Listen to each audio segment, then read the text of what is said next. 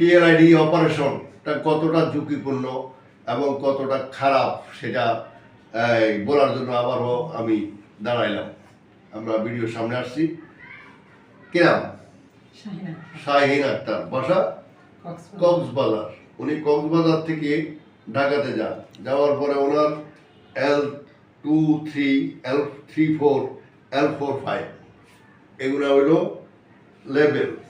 এই লেভেল হয়ে যাওয়ার কারণে এটা ছোট হয়ে গেছে, চিকন হয়ে গেছে, হয়ে যেয়ে রোগে চাপ দিছে। চাপ দেওয়ার পরে ওনার ব্যথা অস্থির। উনি যান এই পপুলার এখানে, তারপরে দেখান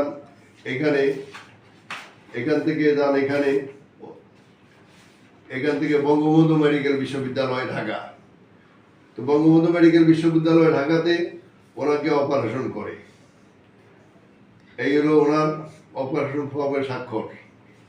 আচ্ছা, তো এই ফর্মটাতে স্বাক্ষর করার সময় বলা আছে, আপনাদেরকে আমি সবাইকে বলি যে এই ফর্মটাতে বলা আছে অপারেশনের সময় কোনো নতুন পরিস্থিতি সৃষ্টি হলে রোগীর স্বার্থ এবং যে কোনো রকমের ব্যবস্থা গ্রহণ করার জন্য আমি কর্তব্যরত সার্জনকে সম্মতি দিলাম।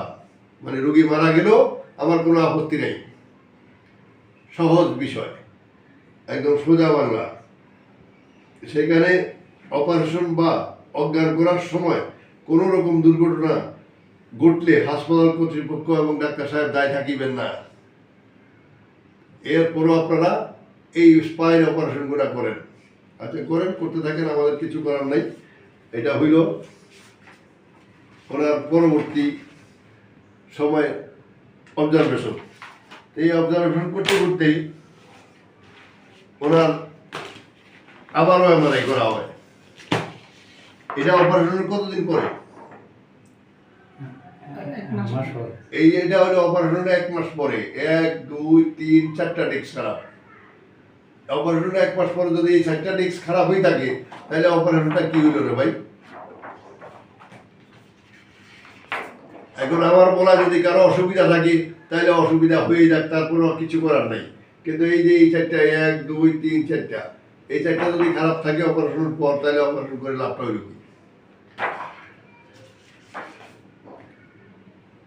এগুলো যদি এরকম না হইতো তাহলে অপারেশন করার দরকার ছিল না। করছেন ভালো কথা, করে অসুস্থ দিতে পারেননি।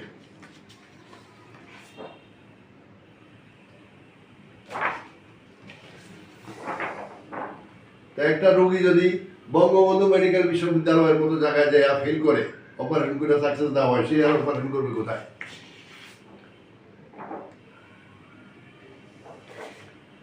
তারপরে যখন আবার গান দেওয়ার পরে আবার এমআরআই করে আবার অপারেশন করতে বলেন।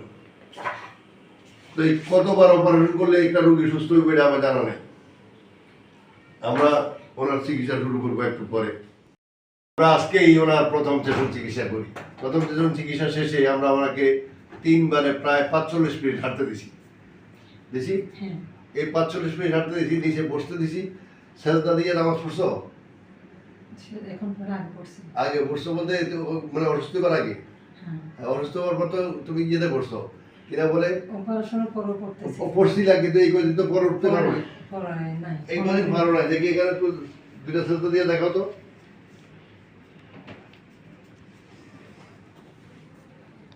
হ্যাঁ, 2টা সেজদা দিয়ে দেখো।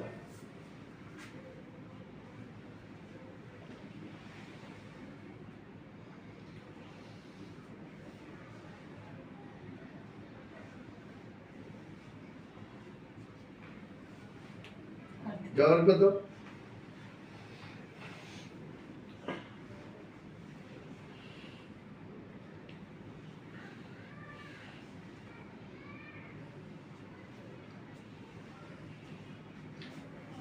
এখন তো তুমি সাজদা দিলা, এটা তোমার কোমরে পায়ে কোনো জায়গায় টান লাগছে নি? লাগে নাই। তো লাগে না তাইলে কোমরে অপারেশনটা কেন? ডাক্তার দিছে, এটা বড় বিষয় না। এই অপারেশনটা তোমার জন্য ঠিক হয় না। তোমার হচ্ছে পায়ে ভেরিকোজ, তোমার পায়ের এই সমস্ত জায়গায় কি রক্ত ভিতরে জমাট পাইতে গেছে, রক্ত জমাট। এই রক্ত জমাটটা ছুটে দেওয়ার পরে তুমি মোটামুটি ফ্রি হয়ে গেছো। ফ্রি বলতে তোমার এই যে 45 মিনিট হাঁটছো, তোমার কোনো কষ্ট হয়নি। এখন তো দাঁড়াই দিছো, দাঁড়াইলে কত বেশি নামে না। অনেকটা কম। অনেকটা কম বলতে কতটা? 2/1 অর্ধেক, মানে 2/1 মানে অর্ধেক কমে গেছে। তো অর্ধেক একদিনে কমে গেলে আমরা রুগীটাকে আর রাখি না, আমরা বলি যে তুমি 1 সপ্তাহ পর পর আসো। তো তাকেও আমরা 1 সপ্তাহ পরে চিকিৎসা দিব, সে তার বাড়ি যেখানেই হোক, সে 1 সপ্তাহ পরে থেকে আবার চিকিৎসা নিবে, এইভাবে সে সুস্থ হয়ে যাবে। তো খুশি দাও? হ্যাঁ।